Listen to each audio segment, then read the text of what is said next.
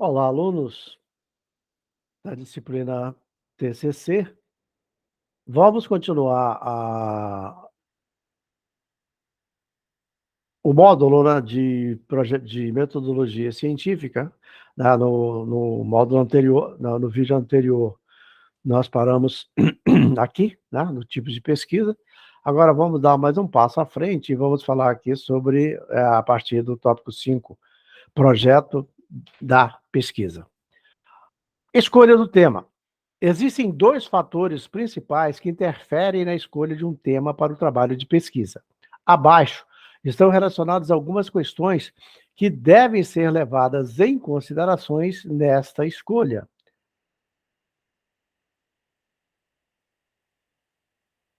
Vou colocar nesta escolha. Fatores internos e fatores externos. Então, vamos ver o que cada um deles fala. Fatores internos. Afetividade em relação a um tema ou alto grau de interesse pessoal. Então, aqui, o que que você deve, aqui, o que que ele está te falando aqui? Existem aqueles temas que você tem mais afinidade. Então, esses temas, eles são fundamentais, eles podem ajudar você a desenvolver o seu trabalho. E essa é uma das sugestões que eu dou, porque o tempo é muito curto, né? O tempo é muito curto para você desenvolver o teu TCC. Então, existem temas que você gosta, mas tem temas que você não tem tanta afinidade. Existem temas que você gosta, que tá dentro dos interesses da sua formação, e ao mesmo tempo, você tem afinidade com eles. Se você escolhe esse tema que você tem mais afinidade, significa que também você tem mais conhecimento. Então, aí você tem que estar disposto a dar um passo à frente daquilo que você já conhece, porque senão não vai te acrescentar nada. E o TCC é um momento onde é dada a oportunidade para você dar um passo à frente, que amanhã você será engenheiro, e aí você vai ter que se virar, porque coisa com as exigências do mercado.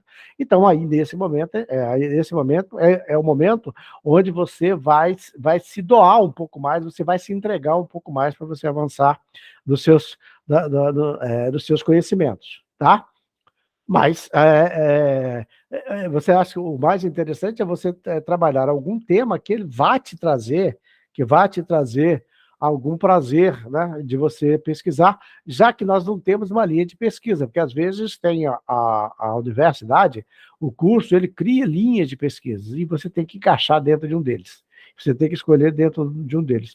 Como no nosso caso é livre, então cada um desenvolve o seu, né? Depois tem o tempo disponível para a realização do trabalho de pesquisa. Como eu disse, é outro fator complicador, porque o tempo é curto e normalmente você tem outras disciplinas também estudando.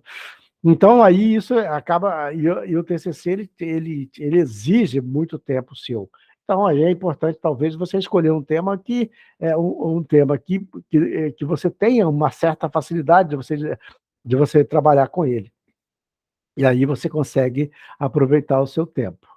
O outro é limite das capacidades do pesquisador em relação ao tema pretendido. Porque, às vezes, o tema ele é muito interessante, você quer ele, e é um tema que está aí disponíveis para pesquisas e aprofundamento. Mas, porém, você não tem muito acesso, não tem muito material, você não sabe exatamente onde você vai buscar as suas informações, o material que vai te fundamentar. Então, isso também tem que ser levado em consideração, né? Você tem que trabalhar com temas que eles são inovadores, mas ao mesmo tempo eles sejam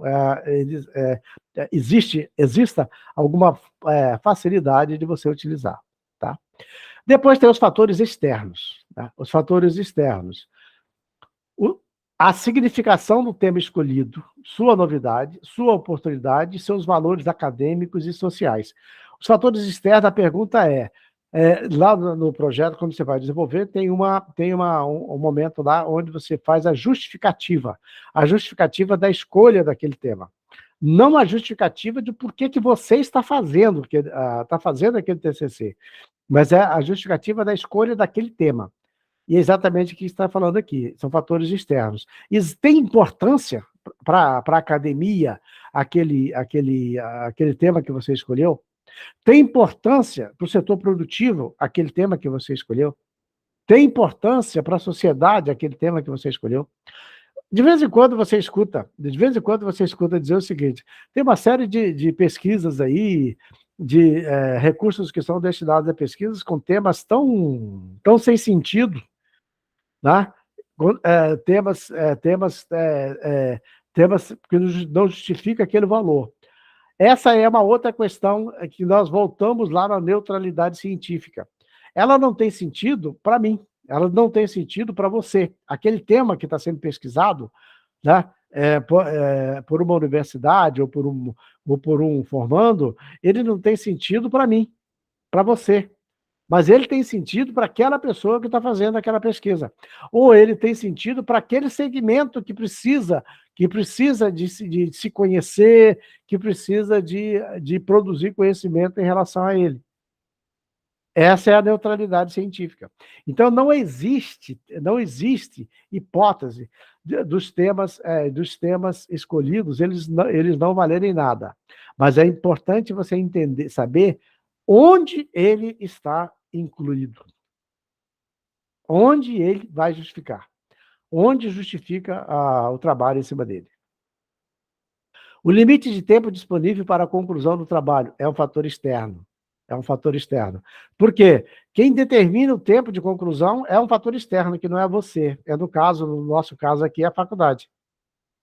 Tem a data onde você tem que entregar o trabalho, então você fica sem nota. E vai ficar reprovado. Esse é um fator externo. Você não tem controle sobre ele.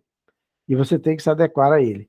Então, nesse caso, quando você desenvolver o seu trabalho, preparar o seu cronograma, escolher o seu tema, você tem que observar isso. Eu só tenho 3 meses para fazer. E por isso que eu falo, lá no projeto de pesquisa, que você tem que apresentar nos primeiros 30 dias, eu falo no vídeo de apresentação, onde você deve fazer nos 5 primeiros dias. Por quê?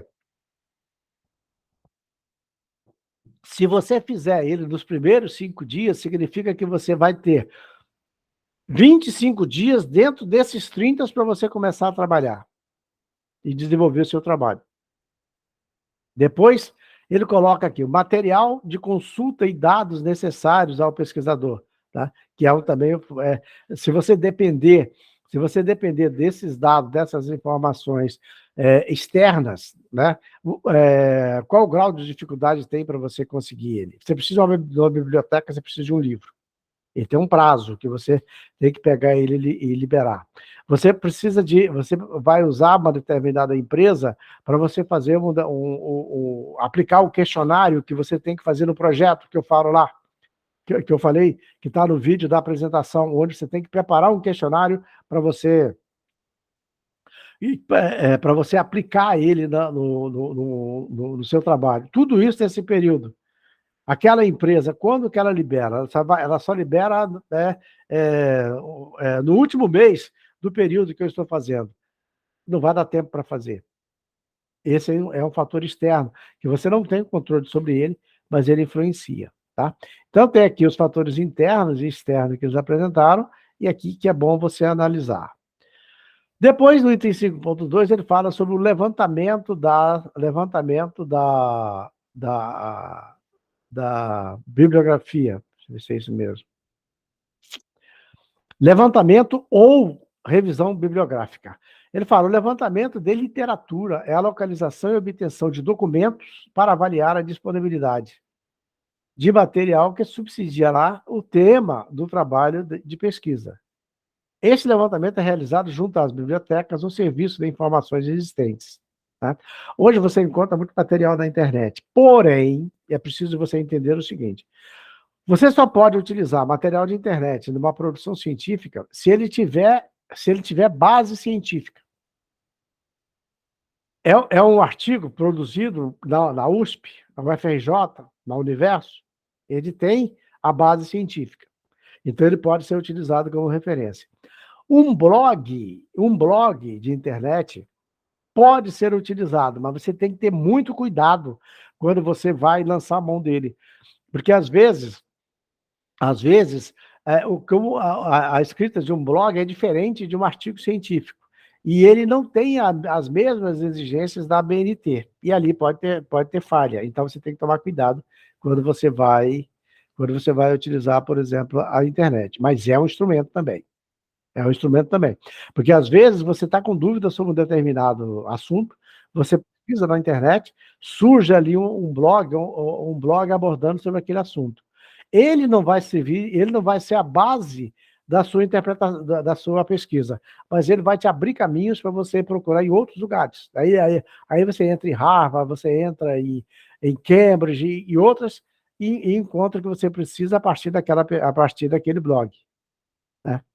Depois ele fala aqui, sugestões para levantamento de literatura. Primeiro, locais de coletas. Onde você vai buscar? Pode estar em bibliotecas, pode estar em agências governamentais ou particulares, instituições, indivíduos ou acervos que deverão ser procurados. Então, os locais de você procurar são esses aqui. Pode ser virtual ou presencial. Outro local, registro de documentos. Esteja preparado para copiar os documentos, seja através de xerox, fotografias ou outro meio, tá? E às vezes, para você copiar, porque às vezes tem documentos que não pode sair. Você pode copiar, você pode tirar uma foto, mas não pode sair dali o documento, daquele local. Organização. Separe os documentos recolhidos de acordo com os critérios de sua pesquisa. O levantamento de literatura pode ser determinado em 2 níveis. Nível geral do tema a ser tratado, quer dizer, o levantamento de literatura, ele pode abranger de forma geral o teu tema, em relação de todas as obras ou documentos sobre o assunto, onde você vai buscar informações de todos os lugares sobre o assunto, ou específico. Quando ele fala relação somente das obras ou documentos que contenham dados referentes à especificidade do tema a ser tratado, né? Quando você está fazendo, por exemplo, um levantamento específico, né, você tem que buscar informações específicas, para daí você dar a resposta que tem que ser dada. Depois, na hora que for tomar a decisão, a partir daquela resposta que for dada, aí, de repente, pode precisar de outras informações. Pode precisar de outros dados ou documentos de outros lugares para fundamentar aquela decisão. Você vê, por exemplo, a perícia, né? As perícias, por exemplo, aconteceu um acidente com morte ou coisa do tipo. Aqueles dados da perícia, eles serão a base de tudo que vai acontecer depois. Se o seguro vai ser liberado, se a pessoa vai ser incriminada, se o seguro vai pagar ou se não vai pagar, tudo vai depender daquele dado original, que é específico, né? Então, isso aqui também vocês têm que observar. Depois veio o problema, né? O problema que já falamos sobre ele várias vezes. Vamos ver o que ele aborda mais aberto. Ele falou: o problema é a mola propulsora de todo o trabalho de pesquisa. Depois de definido o tema, levanta-se uma questão a ser respondida através de uma hipótese, que será confirmada ou negada através do trabalho de pesquisa. O problema é criado pelo próprio autor e relacionado ao tema escolhido. O autor, no caso, criará um questionamento para definir a abrangência de sua pesquisa. Quando ele faz esse levantamento, quando ele faz essas perguntas, né, e define o problema, ele tá delimitando o campo de ação dele. Não há regras para se criar um problema, mas alguns autores sugerem que ele seja expresso em forma de pergunta. Particularmente, prefiro que o problema seja descrito como uma afirmação ou pergunta. Então, você pode formular, né, essa pergunta através Você pode formular o problema ou por uma pergunta ou por uma afirmação. Por exemplo, o setor produtivo ele deu prejuízo no semestre. É um fato. É um fato. Esse é o problema que você vai investigar. A partir dele, você vai delimitar, né? Você vai delimitar.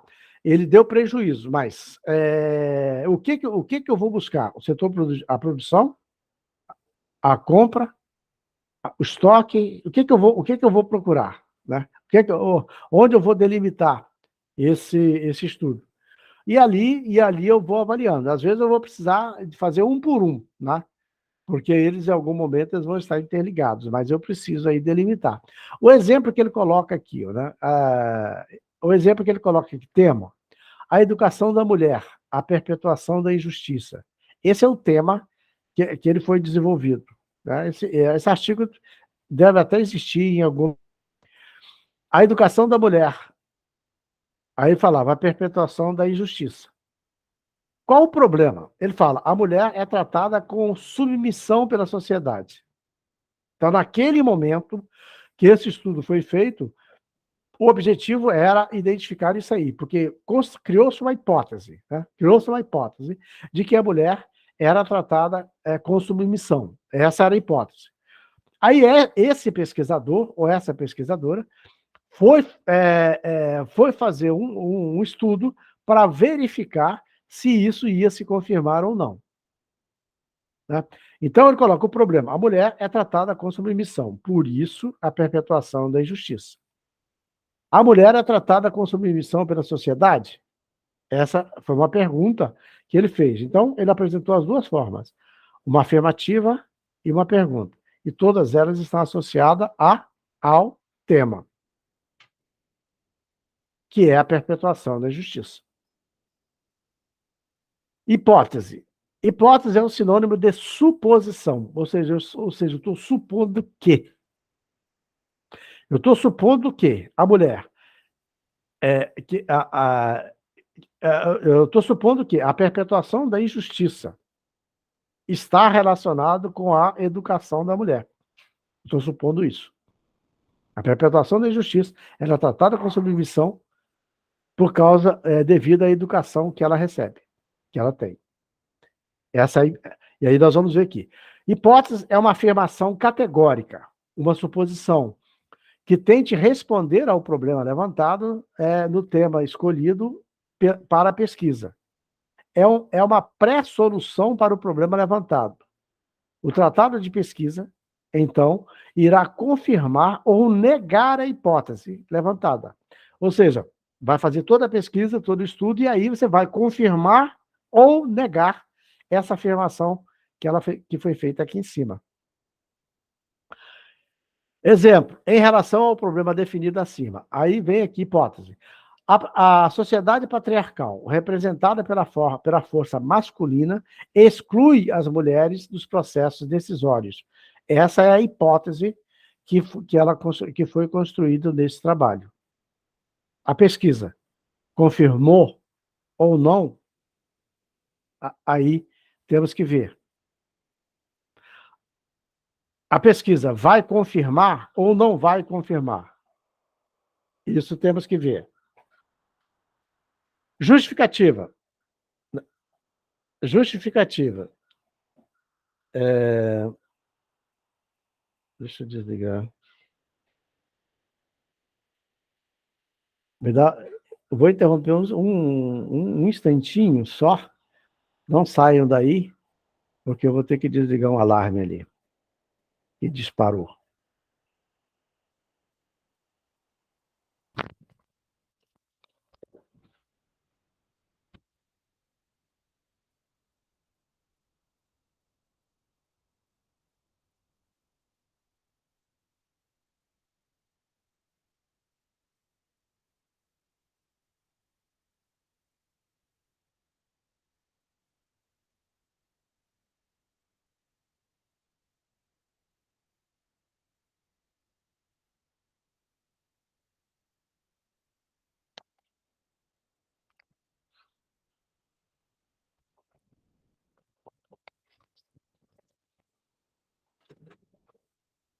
Voltei. Vamos continuar onde eu estou. Então, a sociedade patriarcal, representada pela força masculina, exclui as mulheres dos processos decisórios. Então, essa é a hipótese que ela construiu, que foi construída, e depois foi confirmada ou não. Justificativa. A justificativa num projeto de pesquisa, como o próprio nome indica, é o convencimento de que o trabalho de pesquisa é fundamental de ser efetivado. O tema escolhido pelo... Deixa eu só falar uma coisa. Quando eu saí aqui, eu ia desativar a câmera e acabei não desativando, né? É um erro. É um erro, mas acontece, né? Porque às vezes as câmeras acabam mostrando as coisas que não precisam ser mostradas, né? Mas, paciência. Vamos nós, isso aqui é o que menos importa. A justificativa num projeto de pesquisa, como o próprio nome indica, é o convencimento de que o trabalho de pesquisa é fundamental de ser efetivado. O tema escolhido pelo pesquisador e a hipótese levantada são de suma importância para a sociedade ou para alguns indivíduos de ser comprovada. Deve-se tomar o cuidado na elaboração da justificativa, de não se tentar justificar a hipótese levantada, ou seja, tentar responder ou concluir o que vai ser buscado no trabalho de pesquisa. A justificativa exalta a importância do tema a ser estudado, ou justifica a necessidade imperiosa de se levar a efeito tal empreendimento. Então, a justificativa, ela tem apenas o objetivo de dizer, olha, esse tema é importante e ele precisa de ser estudado. É isso. Objetivos, né? A definição dos objetivos determina o que o pesquisador quer atingir com a realização do trabalho de pesquisa. Objetivo é sinônimo de meta, fim, ou seja, onde você quer chegar. Alguns autores separam os objetivos gerais e objetivos específicos, mas não há regra a ser cumprida para isto, e outros autores consideram desnecessário dividir os objetivos em categorias. Então, isso aí é o que menos. Eu gosto de separar objetivos gerais e específicos, porque ele vai afunilando mais, sabe? Ele afunila mais e facilita o desenvolvimento do trabalho. Um macete para se definir os objetivos é colocá-los começando com o verbo ao infinitivo. No infinitivo, melhor dizendo. Esclarecer tal coisa, definir tal assunto, procurar aquilo, permitir aquilo, demonstrar aquilo. Ou seja, você começa a escrever os objetivos sempre no infinitivo. Porque você está em ação, esclarecer, definir, procurar, permitir, demonstrar. Depois, a metodologia. A metodologia é a explicação minuciosa, detalhada, rigorosa e exata de toda a ação desenvolvida no método, caminho do trabalho de pesquisa. Então, a metodologia aqui você explica como você vai desenvolver o seu trabalho no projeto de pesquisa. E depois, quando você faz o seu trabalho final, como você desenvolveu o seu trabalho, qual a metodologia você utilizou para desenvolver o seu trabalho. Ele fala, é a explicação do tipo de pesquisa, do instrumental utilizado, questionário, entrevista, etc., do tempo previsto, da pesquisa, da equipe de pesquisadores e da divisão do trabalho, das formas de tabulação e tratamento dos dados, enfim, de tudo aquilo que se utilizou no trabalho de pesquisa. Ou seja, você vai explicar detalhado o tipo de pesquisa, os métodos que você utilizou para você fazer a pesquisa. No nosso trabalho, uma delas tem o questionário.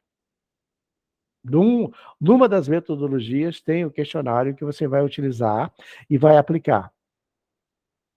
Tá? Você pode usar de entrevistas também, tá? Mas tem o questionário.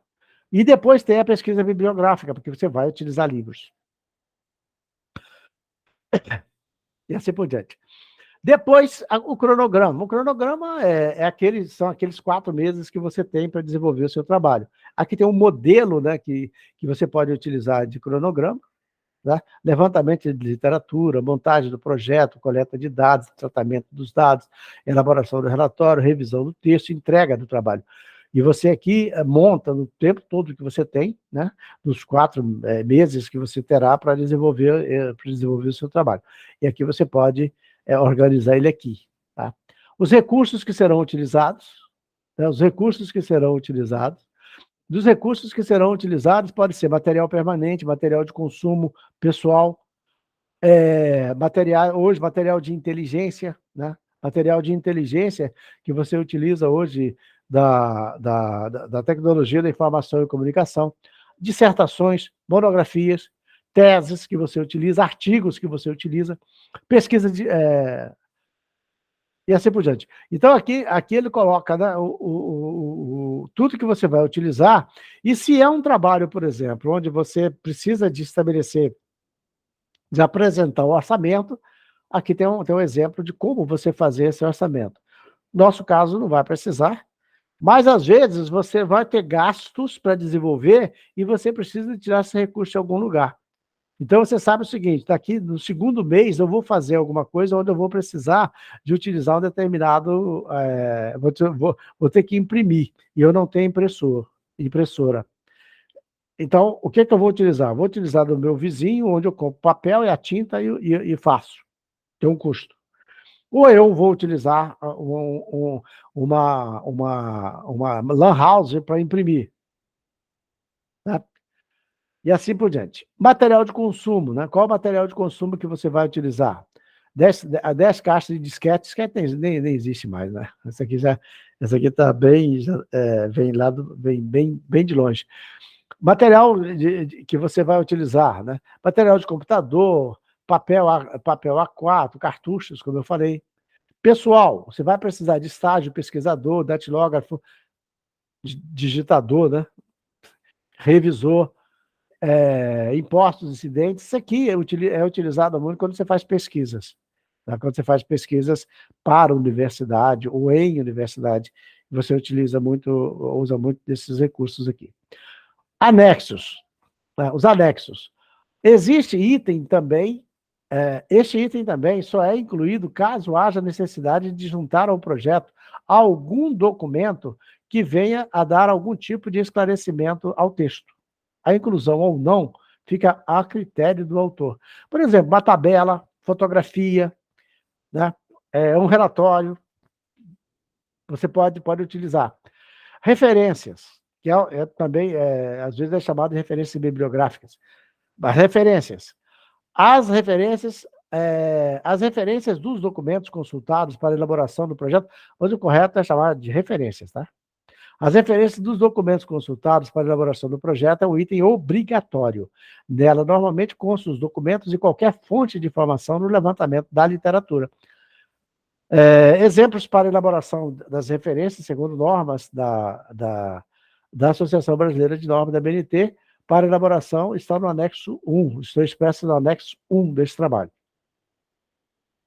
Glossário. São palavras de uso restrito ao trabalho de pesquisa ou pouco conhecidas pelo leitor, acompanhados de definição. Por que vai ter o glossário? Às vezes são palavras que elas são muito técnicas.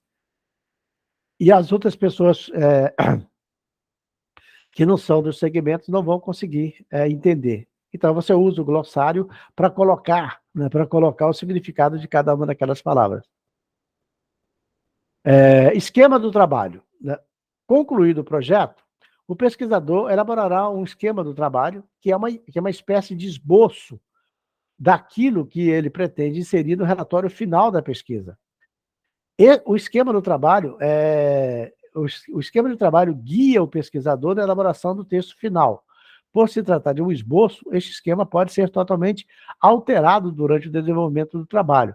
Quando conseguimos dividir o tema genérico em pequenas partes ou itens, poderemos redigir sobre cada uma das partes, facilitando significativamente o desenvolvimento do texto.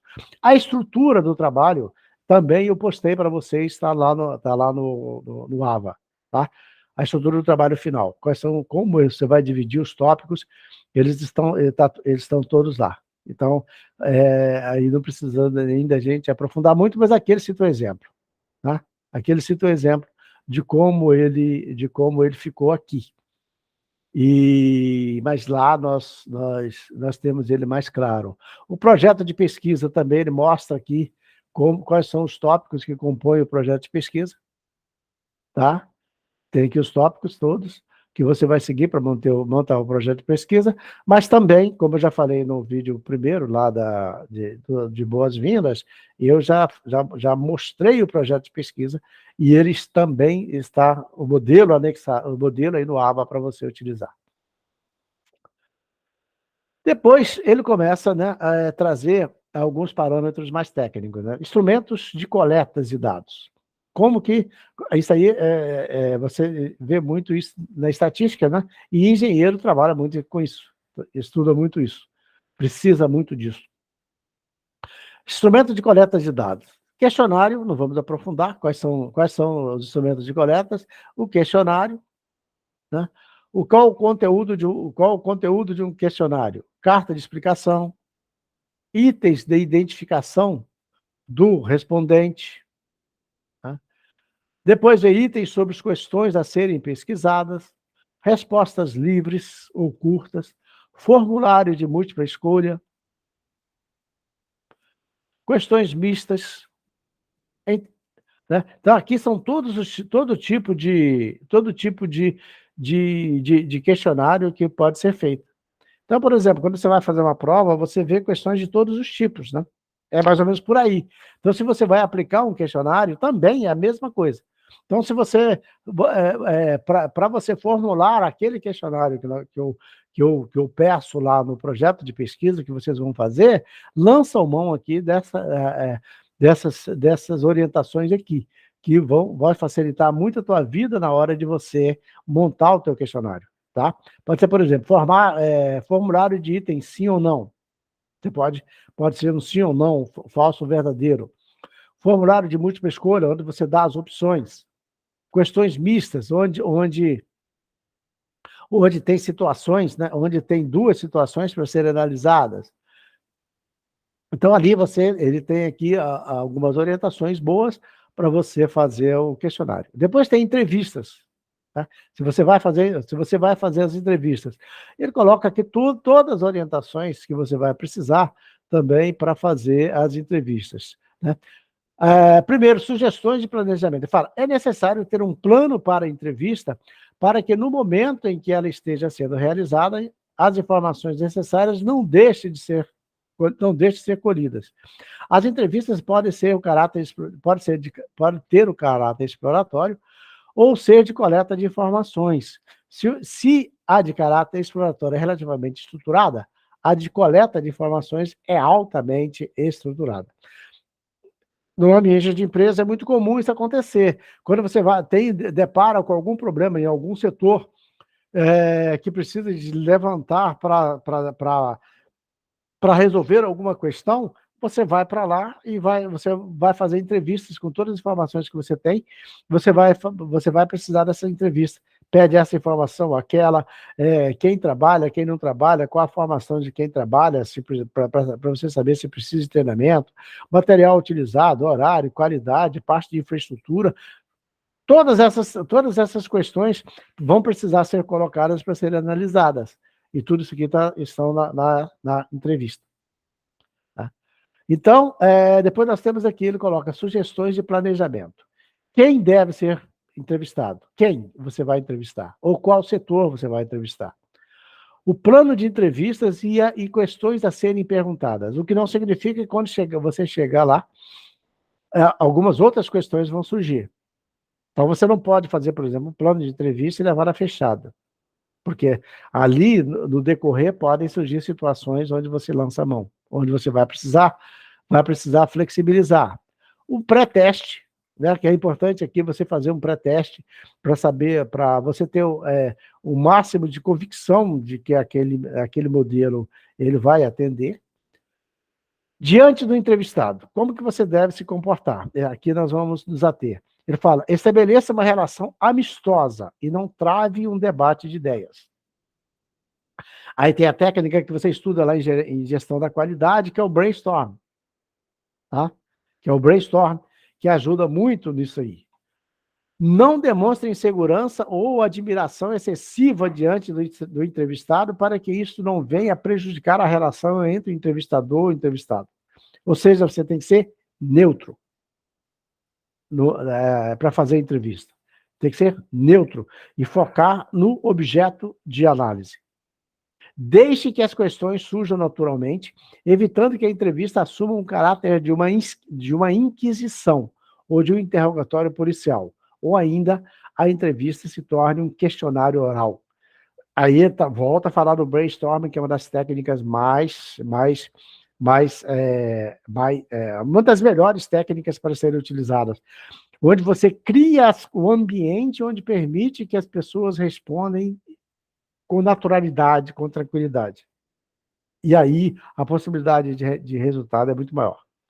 Seja objetivo, já que entrevistas muito longas podem se tornar cansativas para o entrevistado. Procure encorajar o entrevistado para as respostas, evitando que ele se sinta falando sozinho. Ou seja, você tem que encorajar, você tem que participar com ele. Vá anotando as informações do entrevistado, sem deixar que ele fique esperando sua próxima indagação, enquanto você escreve. Ou seja, você vai estimulando, vai conversando, vai colocando uma palavra, dá uma paradinha e continua escrevendo, anotando se você for preciso, ou gravando. Tá? Hoje a maior parte são gravadas, é muito mais fácil. Caso use um gravador ou um celular, né, um iPhone, não deixe de pedir sua permissão para tal. Lembramos que o uso do gravador pode inibir o entrevistado, ou o iPhone, né? Ou seja, não se deve, às vezes, erros que acontecem, né? Quando nós ligamos para alguém e ligamos com áudio, ou melhor, ligamos com vídeo. A pessoa ela está disposta a participar daquele tipo de ligação? Essa é uma pergunta. Então, quando se vai fazer uma ligação, por exemplo, e ela vai ser em vídeo, deve-se informar. A pessoa pode ser a pessoa de casa, conhecida. Porque, de repente, naquele momento, ela não está em condições. Ela não está em condições de atender aquele tipo de. Em vídeo, por exemplo. Certo? E quando for gravar, é necessário informar. Porque isso pode constituir crime. Se você, por exemplo, conversa com uma pessoa e amanhã você utiliza aquela gravação dele, se a gravação não foi autorizada, ela pode ser simplesmente jogada fora.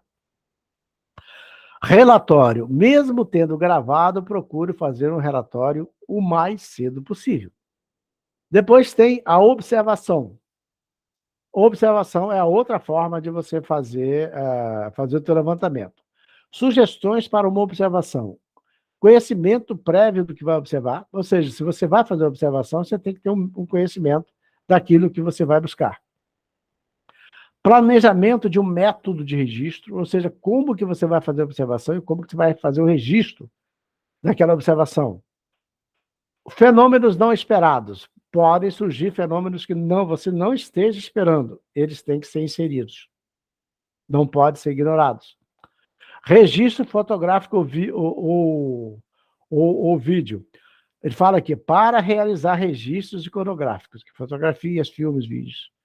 Caso o objeto de sua observação sejam indivíduos ou grupos de pessoas, prepare-se para tal ação. Eles não devem ser pegos de surpresa. Certo? Relatório. Procure fazer o relatório o mais cedo possível. Depois tem análise de conteúdo, que é uma outra forma. Os documentos, como fonte de pesquisa, podem ser primárias ou secundárias.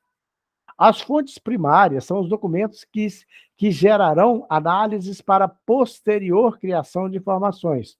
Podem ser decretos oficiais, fotografias, cartas, artigos, etc. É o que eu falei para você.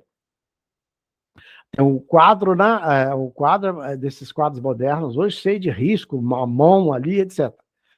Esse quadro, ele vai servir daqui a alguns anos, né? Ele vai servir como parâmetros para você fazer, parâmetros de análise. E naquela sociedade, por exemplo, daqui a 100 anos, ele vai olhar aqueles quadros e vão entender o que aquilo significava há 100 anos atrás. Tá? Então, essas aqui são fontes originais. Decretos, leis, são fontes originais, originárias, né? E a partir delas, analisa-se o resto. As fontes secundárias são as obras nas quais as informações já foram elaboradas, livros, apostilas, teses, monografias, etc. Sugestões para análise de documentos, locais de coletas, né? Como falamos lá em cima, ele fala aqui onde? Registro de documentos, mesma coisa, e organização. E uma outra fonte é a internet, né? Uma outra fonte é a internet. A internet representa uma novidade nos meios de pesquisa. Trata-se de uma rede mundial de comunicação via computador, onde as informações são trocadas livremente. E é ali que está a grande questão, onde é preciso de se analisar muito bem aquilo que se pode aproveitar ou não. Por exemplo, Wikipedia. Né? Wikipedia. Qualquer um pode fazer Wikipedia. Você pode chegar lá e falar sobre você. Tá? Você pode pegar sobre um determinado tema e colocar lá. Então, aí você precisa você não pode tomar aquilo ali como base de informação fechada. Ela tem que servir para te orientar para outras decisões, outras pesquisas que você vai fazer. Fichamentos. Tá? Fichamentos. Outras. O fichamento é uma parte importante na organização para a efetivação da pesquisa de documentos. Ele permite um fácil acesso aos dados fundamentais para a conclusão do trabalho. O fichamento é uma forma que você utiliza para você organizar a tua pesquisa. Eu falo, os registros e a organização das fichas dependerá da caixa, da capacidade, por exemplo, de organização de cada um. Os registros não são feitos necessariamente nas tradicionais folhas pequenas de cartolina pautada. Pode ser feitos em folhas de papel comum ou, mais modernamente, em qualquer programa de banco de dados de computador. Hoje os fichamentos são utilizados todos em computador. E quando você utiliza o fichamento, você organiza muito bem as suas coisas. Ficha bibliográfica. Ficha bibliográfica é a descrição com comentários dos tópicos abordados em uma obra interna, né? Você abre, por exemplo, né? Você pega uma ficha bibliográfica, você vai pegar os dados principais que estão relacionados àquele trabalho. Por exemplo, aqui, a educação da mulher, a perpetuação da injustiça. Histórico do papel da mulher na sociedade. E aqui ele descreve aqui o que ele encontrou, o que foi escrito. O livro é de Maria Amélia de Almeida Telles, né? Breve História do Feminino do Brasil, São Paulo, Brasiliense, etc. Fala o ano? Não falou o ano. Deve estar em algum lugar. O ano. E aqui ele fala um breve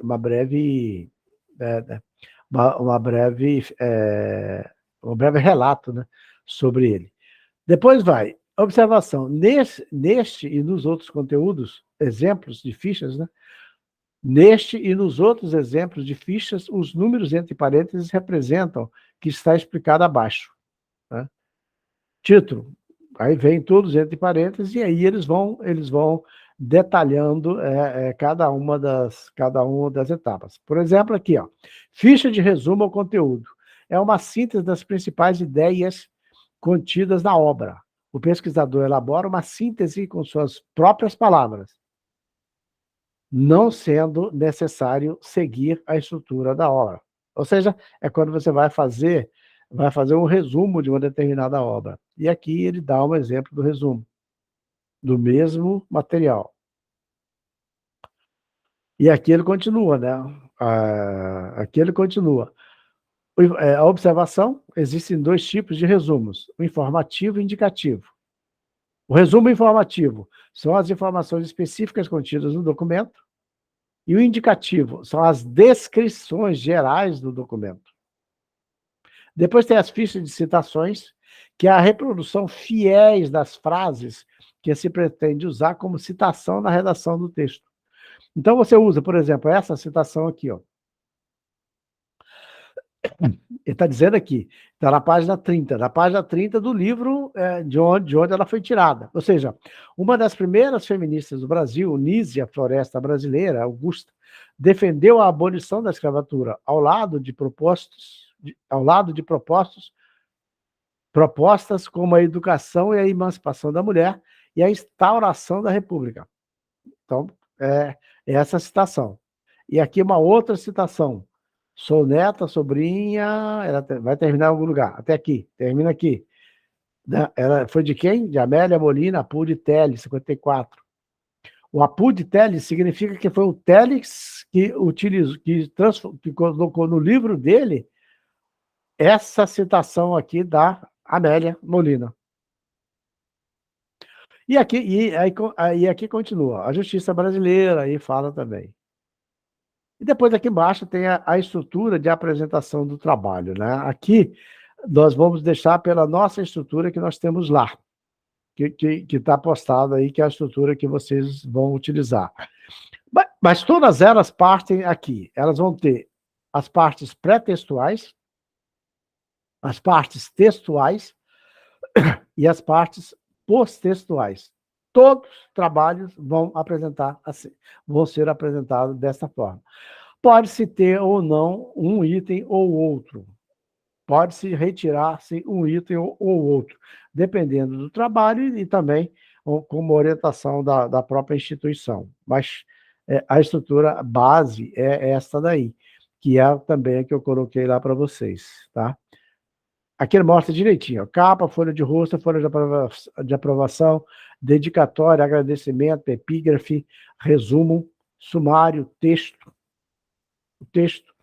referências, glossários, anexos. É essa ordem que vocês vão seguir, mas eu já coloco lá para vocês todo o modelo de capa, de folha de rosto, de folha de aprovação. Dedicatória, agradecimento, você coloca ou não no trabalho. A epígrafe é uma frase, né? Normalmente é um pensamento que você coloca, que ela vai te trazer uma... ou tem outras formas também de fazer epígrafe, que você coloca ou não. Ele fala, é a citação de uma frase de algum autor que expresse de forma consistente o conteúdo do trabalho. A localização fica a critério da estética do autor do trabalho. Deve vir acompanhada do nome do autor da frase. Pode ser localizada também nas folhas de abertura das seções primárias. É um item dispensável. Depois vem o resumo, que é em língua portuguesa. O que é o resumo? Texto que represente um resumo conciso do trabalho. Não deve ultrapassar 500 palavras. É um item obrigatório. No resumo, lá nós colocamos 250 palavras. Tá? O mínimo de 250 palavras que você tem que colocar. É uma página, uma lauda, por exemplo. Depois você tem que ter o resumo em língua estrangeira, né, que é o abstract, né, que é uma tradução para uma língua estrangeira. Na maioria das vezes, nós usamos o inglês. Lista de ilustrações, lista de abreviações, também elas vão ser necessárias caso seja usado no seu trabalho. O sumário, né, é onde nós alinhamos toda a estrutura do trabalho. Os capítulos ou tópicos que serão desenvolvidos. Tá? Existem hoje, na própria norma da BNT, sistemas que te deixam ele prontinhos. Tá? Depois vem a seção primária, que é o texto, a introdução, o desenvolvimento do texto, né? O texto, que é a introdução, o desenvolvimento do texto, e conclusão ou considerações finais. É onde você desenvolve todo o seu trabalho. Também tem lá, na estrutura do trabalho final, já está tudo alinhado isso aqui, mas vocês precisam ler aqui para clarear mais para vocês. Os anexos, né, depois ele fala das referências, como você colocar as referências, né? Tem a forma correta de você colocar as referências, as citações, Tem citação direta, né? Citação direta curta, citação direta longa, que é com mais de 3 linhas. A direta curta é até 3 linhas. Aí você escreve direto no texto. A direta longa é quando ela tem mais de 3 linhas. Aí você tem que seguir uma outra regra, né, também que ela está orientada lá para vocês. Ele fala, as margens são recuadas à direita em 4 centímetros, um espaço, em espaço, em espaço igual a 1. O texto deve ser digitado em espaço, digitado em espaço 1,5, intervalo 1,5, com a letra menor que é utilizada no texto. Normalmente se usa 12 lá em cima no texto e 10 nas citações longas. Aqui dá um exemplo, ó. Dá um exemplo da citação longa, você vê que está deslocado. Depois tem citação de citação, é uma citação feita de um outro autor, aí você usa o APUD. O imperador Napoleão Bonaparte dizia que as mulheres nada mais são do que máquinas de fazer filhos. APUD, LOI, 1988, P35. Então, de onde foi tirado, né, essa frase foi daqui, ó, LOI. Né? E aí ele coloca APUD, LOI, 1988, P35. Até porque o Napoleão Bonaparte não escreveu isso em 1988. Né? Citação indireta é a citação de um texto escrito por um outro autor. Quando você utiliza a ideia de um outro autor e traz para cá. E parafraseia. Depois tem a localização das citações, né, no texto. No texto, quando ele fala... a citação vem logo após ao texto, conforme nos exemplos acima. Ela pode estar no rodapé da página, pode estar no final de cada capítulo, pode estar, e também tem aqui no final do trabalho também, né? Aí ele fala da paginação, tudo isso aí, o modelo está lá, dizendo como que vocês vão fazer a paginação. O formato, né, margens, né, que normalmente é 3322, usa o A4, né, que é 210, 297 milímetros, branco, fundo branco. Fala do corpo da letra, que pode ser Arial ou Times, né? E a maioria das vezes usa Arial, né? Mas pode ser Times também, tá bom? Então, é importante que vocês leiam esse material. É importante que vocês leiam esse material. É uma leitura rápida e, ao mesmo tempo, depois vocês vão consultando ao passo que vocês vão desenvolvendo os seus trabalhos, tá? Mas tem a estrutura lá, como eu falei, do projeto e do trabalho, que basicamente tem tudo que nós precisamos. Mas pode surgir algum hiato lá no que nós colocamos e automaticamente você vai se basear aqui desse material, tá bom? Então, é isso aí que eu queria mostrar para vocês em relação à metodologia. Está tudo escrito, não precisava nem de eu ter esse trabalho, ter esse cuidado, né, de fazer essa explicação, mas eu preferi fazer, tá bom? Espero que vocês aproveitem bem e desenvolvam um trabalho nota 10. Perfeito? Vamos em frente. Bons estudos, bom trabalho.